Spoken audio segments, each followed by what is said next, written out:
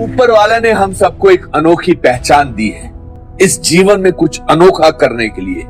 हर कोई आशा करता है कि उसका जीवन सफल हो और वो उन ऊंचाइयों को छुए जिसकी वो कल्पना करता है। और मैं कुछ अलग नहीं हूं। मेरा सपना था कि मैं एक अभिनेता बनूं। हम सपनों की दुनिया में जीते हैं, लेकिन मेरा मानना है कि अपने सपनों को सच करने का सबसे अच्छा तरीका है कि आप जाग जाओ। कहते हैं dreams are just a reflection of your desires. मतलब सपने आपकी इच्छाओं का एक अक्स है, लेकिन आंख खुलते ही आपके सामने वो शक्ति आ जाती है कि आप अपनी इच्छाओं को पूरा कर सके। और ये शक्ति ऊपर वाले ने सबको बराबर दी है। फर्क सिर्फ इतना है कि मुट्ठी भर लोग ही इस बात को समझ पाते हैं और बाकी निराशाजनक जिंदगी बिताते हैं। पर ऐसा क्यों है? क्योंकि लोगों का लाइफ में नजरिया बहुत निराशावादी यानी पेसिमिस्टिक हो गया है। कोई भी अनोखी घटना हमारे लिए एक अपवाद यानी एक्सेप्शन बन जाती है। हम सोचने लगते हैं कि ऐसा कुछ हमारे साथ नहीं हो सकता, और फिर किस्मत पर मटकी फोड़ना तो हमारी खानदानी आदत। एक छोटे कद का आदमी कभी बास्केटबॉल प्लेयर नहीं बन सकता, शरीर से भारी आदमी डांसर नहीं बन सकता, और एक आम दिखने वाला आदमी कभी अभिनेता नहीं बन सकता। ये है हमारी लाइफ के प्री कंसीव्ड नोशंस। धीरे धीरे हमें अच्छाइयां दिखने बंद हो जाती हैं। हम हर चीज में बुराई ढूंढते हैं। एक खूबसूरत सफेद दीवार पर अगर कोने में काला दाग हो तो हमें वो दाग दिखेगा, सफेद रंग नहीं। याद रखिए कि एक निराशावादी व्यक्ति को हर अवसर में कठिनाई दिखाई देती है, लेकिन एक आशावादी व्यक्ति को हर कठिनाई में अवसर दिखाई देता है। इसलिए असंभव के लिए तैयार रहिए।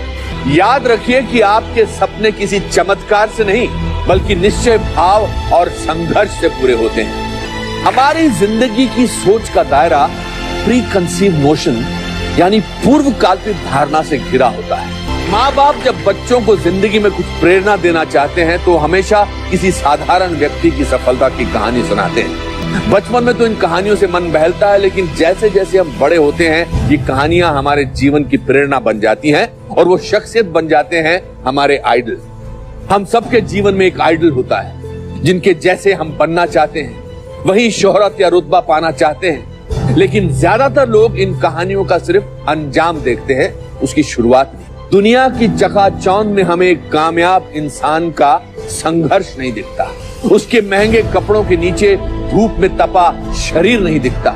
जिस मुकाम पर आज वो पहुंचे हैं उस मुकाम का चुकाया मुआवजा नहीं दिखता।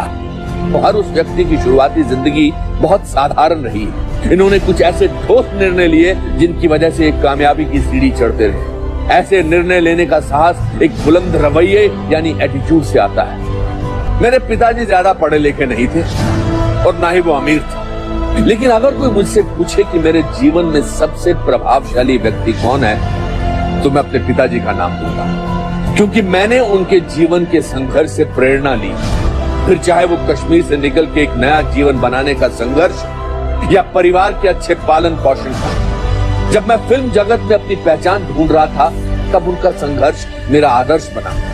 अपने संघर्ष की तकलीफ को जब मैं अपने पिताजी के संघर्ष से तोलता हूं तो मुझे अपनी परेशानी बहुत हल्की लगती है। जीवन में हार ही इंसान की सबसे बड़ी सीख है, क्योंकि हार के बाद ही आप जीतने का मतलब समझते हैं। इस बात से मुझे great scientist Thomas Alva Edison का एक वाक्य याद आता है। जब वो बार बार इलेक्ट्रिक बल्ब बनाने में नाकाम हो रहे थे तो उनसे किसी ने कहा, क्या आप अपनी नाकामयाबी से शर्मिंदा नहीं?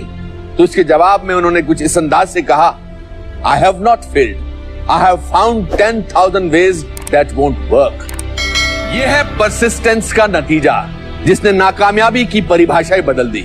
और फिर वही हुआ जो होना था। एडिसन साहब ने दुनिया का पहला इलेक्ट्रिक बल्ब बनाया और अंधेरे को हमेशा के लिए खत्म कर दिया।